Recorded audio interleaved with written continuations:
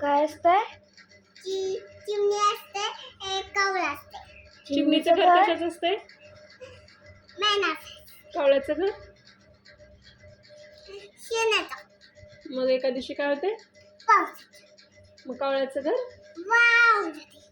मग कावळा काय आता कुठं जाऊ विचार करते. मी चिमणीच्या घरात जाते. हा परत आंघोळ करते म्हणते. मग परत थोड्या वेळाने काय म्हणते? कावळा चिमणी ते दार उघड. परत मी गन पावडर करते.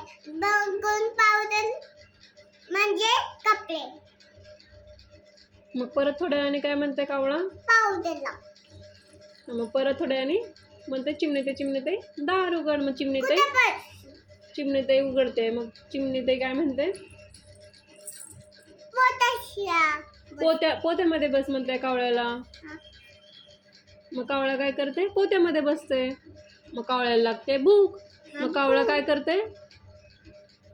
ते खात्याने शी करते. तिथंच शी करायचं असते का? बॅड मॅनर्स आहे ना.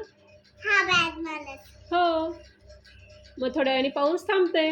मग कावळ्या आपल्या घरी निघून जाते. मग काय करते चिमणी ताई?